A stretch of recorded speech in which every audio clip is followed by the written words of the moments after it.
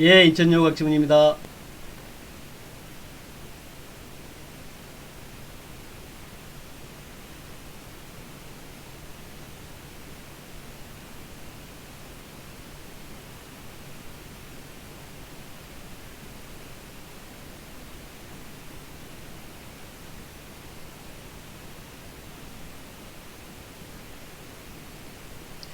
그게요, 이게 수급이 가장 문제입니다. 이 수급은 가장 그 힘을 많이 받아야 하기 때문에 일단 외국인들의 수급이 좀 들어와야 되는데 그때까지는 아주 힘찬 반등은 쉽지 않지 않겠냐. 2200을 돌파하기 위해선 외국인의 순매수 전환이 좀 시급하다 그렇게 생각이 됩니다. 어쨌든 한번 살펴보겠습니다. 자, 코로나 이제 전 세계 확진자가 1100만 명이 돌파했다 그러네요. 미국의 누적 확진자가 300만 명 돌파다 그러는데 지금 화면에 보시는 것처럼 최근 들어가지고 확진자가 하루 확진자입니다. 22만 명까지 지금 증가를 했습니다. 지금 보면 최대죠. 역대 최대의 증가 모습이고요. 요걸 이제 미국도 마찬가지입니다. 미국도 최근 들어가지고 6월 초만 하더라도 2만 명 정도 수준이었죠. 2만 명 정도 수준인데 지금 4만 명, 심지어는 지금 오늘 6만 명까지 갔다 이런 얘기도 나오고 있어요. 그래서 굉장히 좀 걱정은 되는데 다행인 것은 이 확진자는 늘어나는데 사망자는 그렇게 크게 늘지는 않는다. 이때 이제 보시면 까맣게 좀 잘 안 보이는데 유럽도 사망자가 크게 줄어가지고 200명, 300명 정도밖에 안 나오고 있고요. 미국이나 이런 쪽도 이제 사망자는 그렇게 크게 늘지 않는다. 이게 좀 다행스럽다. 그러니까 이제 검사를 많이 하는데 중증인 환자들이 많지 않다 이런 의미가 되겠죠. 중증인 환자가 그렇게 좀 보시면서 뉴욕 증시는 정말 말씀대로 굉장히 강한 상승을 보이고 있습니다. 나스닥이 사상 최고치를 가고 있는데 다만 이제 다우지수는 전통주들이 많기 때문에 장기 라인을 아직 돌파 못하고 있죠. 아마 이게 코로나만 잘 되면은 이 장기 라인을 확 돌파할 것 같은데 돌파하기를 한번 기대해 보겠습니다. 조금 기다리면 될 것 같고요. 나스닥 같은 경우에는 또 사상 최고치의 모습들을 보이고 있습니다. 10,000포인트를 돌파하고 훌쩍 좀 날아가는 그런 모습이고요. 모양은 참 좋다라고 보여지겠고 트럼프 대통령이 그래요. 오늘도 나와서 경제가 예상보다도 훨씬 좋다. 훨씬 빠르게 회복되고 있다. 레리 크돌로 국가경제위원장, NEC 위원장은 모든 지표가 V자 회복이다. 이렇게 자신감을 드러내고 있습니다. 그래서 그런지 참 나스닥 지수 잘 올라가는 모습이다 생각이 되고, 이런 것들이 우리나라 증시에 좀 긍정적이지 않겠냐 생각이 되고요. 그 다음에 중국 상해지수 보니까, 이거 그야말로 진짜, 정말 너무 잘 올라갑니다. 중국 경제나 중국 증시는 한국 증시에 굉장히 중요해요.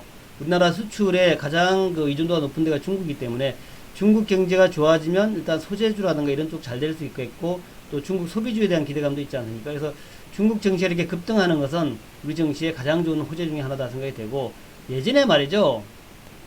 예전에 보면은 이게 이제 2000년도, 2008년도 그때 하고요. 보시면은 2006년도죠. 죄송합니다. 2006년도도 이렇게 급등이 나왔죠. 올라갈 때는 이렇게 중국이 급등이 나옵니다. 그리고 2014년도에도 이렇게 급등이 나왔거든요. 그래서 이번에도 이렇게 급등이 나오니까 혹시 말이죠. 혹시 이번에도 2015년도나 2006년도 같은 그런 급등 장세의 시작이 아닌가 이런 생각도 좀 해보고 있습니다. 그래서 중국 관련 소재주, 소비주 좀 관심 있게 보자라는 말씀드리고요. 자, 종목 보겠습니다. 오늘 뉴욕 증시에서 좀 특이하게 올라간 것은 트위터예요. 트위터. 그동안에 트럼프 대통령이 트위터에서 맨날 트윗을 하는데도 불구하고 주가 별로 안 올랐는데 오늘은 이제 장기 라인을 돌파하면서 힘차게 7.34% 올랐습니다. 좀 인상적이다 생각이 되고 우리나라 삼성전자의 가장 민감한 쪽이 이제 엔비디아 같은 종목이거든요. 엔비디아가 원래 GPU 만드는 그런 기업인데 GPU가 최근에 가장 많이 팔리는 것 중에 하나라고 그래요. 자, 이제 3월 달에 저점 찍고 쭉 올라와서 지금 이제 많이 올라왔습니다. 최근 들어서도 이제 급등세를 보이고 있고 정비율 급등세를 보이기 때문에 우리나라의 삼성전자하고 하이닉스에 좀 좋은 영향이 있지 않겠나 그렇게 보고 있고요. 그 다음에 이제 이베이 전통 전자상거래 종목이죠. 이베이의 모습도 좋습니다. 최근 들어가지고 한 2주 3주 동안 그냥 그침없는 상승세 보이고 있거든요. 이렇게 되면은 우리나라의 전자상거래인 네이버가 사실은 요즘 전자상거래니까 그런 쪽의 흐름들도 좋겠다라고 볼 수 있겠고요. 마지막으로 아마존, 이것도 안 볼 수 없지 않습니까? 아마존. 가장 우리나라 증시에 영향을 많이 주는 종목이고, 세계 최고의 시가총액 종목인데, 이렇게 잘 올라가고 있다라는 거. 최근 들어서도 더욱더 빠르게 올라갑니다. 일봉 자체가 강하게 나오죠, 일봉이.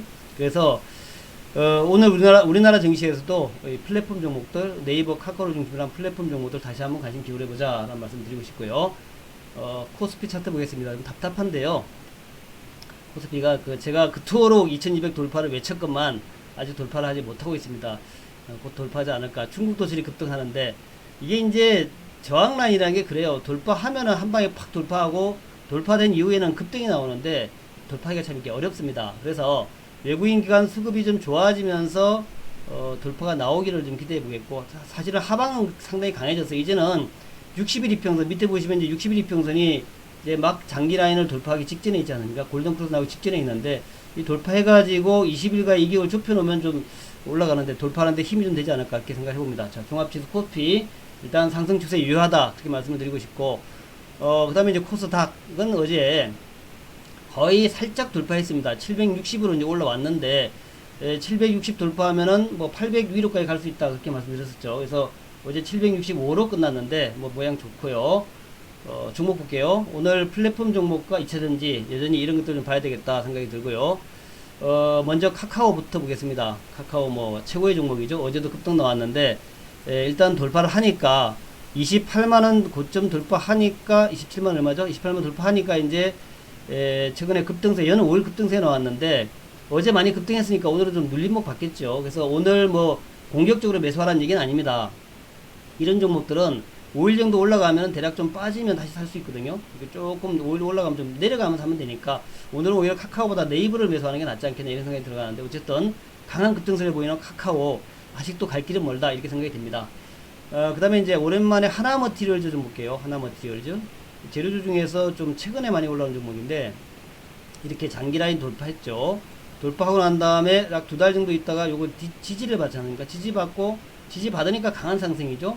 또 행보하니까 또 강한 상승입니다. 이런 식으로 올라가는 거니까 또 3일 정도 올라왔으니까 또 행보하면서 조금 눌림 받을 때 다시 한번 관심 가지자라는 말씀드리고요.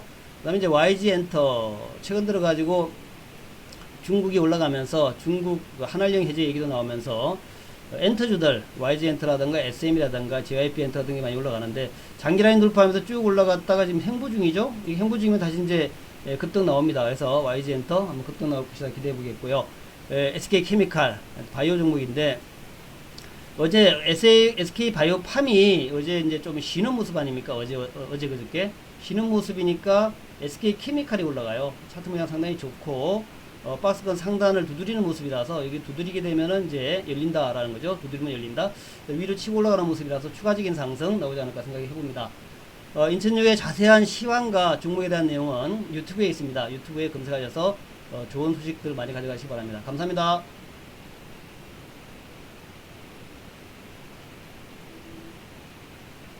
네.